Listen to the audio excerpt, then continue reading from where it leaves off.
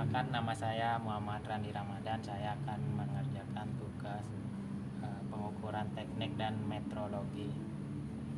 Yang pertama itu pengenalan tentang jangka sorong atau vernier caliper. Vernier caliper sebelum digunakan harus dikalibrasi dulu dengan cara melihat kondisi fisiknya, ada yang goyang atau tidak, dan ini rahang bawahnya rapat atau renggang. Jika renggang itu maka pengukurnya sudah tidak maksimal lagi. Vernier caliper ini fungsinya untuk mengukur diameter bagian dalam menggunakan rahang bagian atas seperti ini. Terus mengukur diameter bagian luar menggunakan rahang bawah, dan juga bisa mengukur kedalaman suatu benda atau ketinggian suatu benda dengan menggunakan jarum pada di belakang vernier caliper. Cara membaca vernier caliper ini kita perhatikan dulu skala utama dan skala non-Gauss-nya. Skala utamanya ini menggunakan satuan sentimeter, 1 cm, 2 cm, dan skala non-Gauss-nya ini menggunakan 0,05 dengan ketelitian 0,05. Nah, setelah itu kita ukur, contohnya ini mengukur bagian pada diameter luar bearing.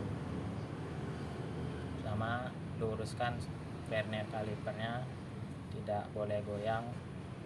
Setelah itu kunci bagian atas ini penguncinya. Nah, setelah itu kita lihat di bagian skala utama dan skala non-Gauss-nya. Skala utamanya menunjukkan angka di 38 mili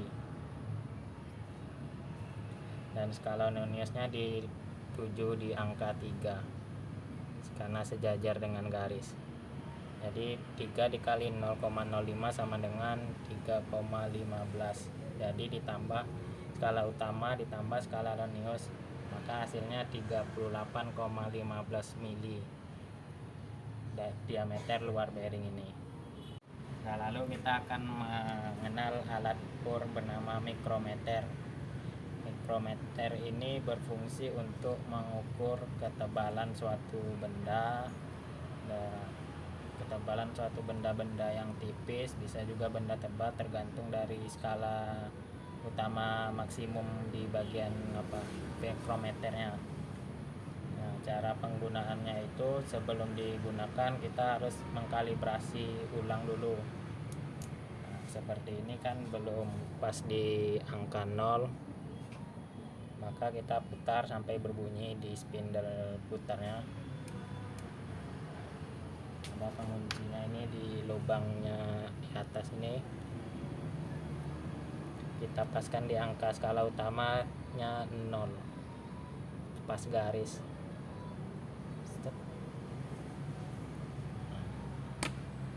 Sudah 0 kan, barulah kita ukur, buka penguncian ini, baru ukur cara menggunakan dan cara membaca dari mikrometer. Pertama kita akan menguji benda bearing, ketebalan bearing.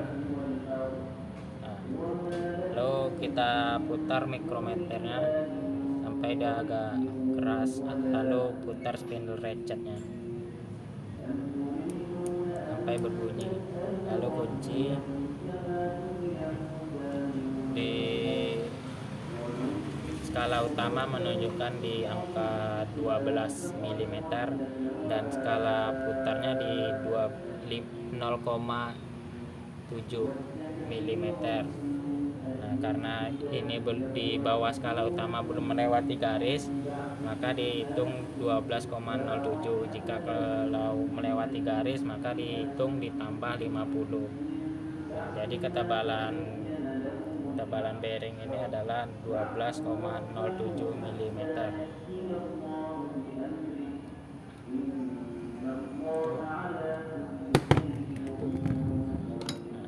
Jika melewati garis di bawah skala utama itu hitungannya 50.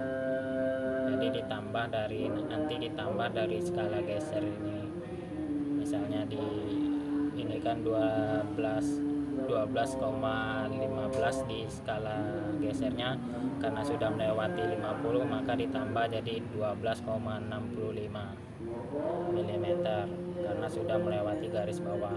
Nah, alat ukur ini yang berikutnya yaitu dial indikator. Ini alatnya. Nah, di sini ada bagian magnetnya untuk merekatkannya. Ini magnetnya untuk merekat. Nah, kalau mau menggunakan ini harus di on kan dulu biar bermagnet, kalau tidak dia nggak bermagnet. On kan dulu, lalu mengkalibrasi di dial indikatornya nanti. Ini ada di jarum panjang untuk skala apanya, skala noniusnya. Ini skala utamanya di jarum kecil pendek. Kita bisa lihat itu di tingkat ketelitian untuk per satu jarum itu 0,01 mm, dan untuk ini satu jarum pendek ini 1 mm sampai dengan 10 mm.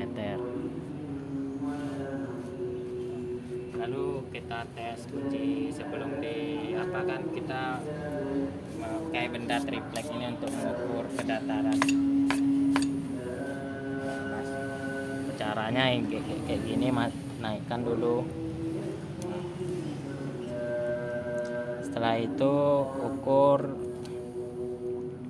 kalibrasi dulu ideal indikatornya, jarum panjangnya di angka 0 dengan cara diputar. Udah 0 kan, lalu kita ukur kedatarannya dengan cara mendorong benda kerjanya.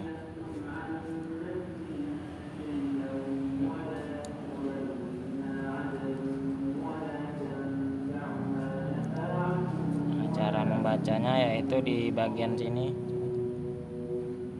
Di bagian sini berarti 20 menunjukkan angka 20, dan di jarum pendek di angka 0. Jadi hasil pengukurannya yaitu 0,20 mm tingkat kebalingan dari sebuah triplek ini, dari yang A ke yang B ini.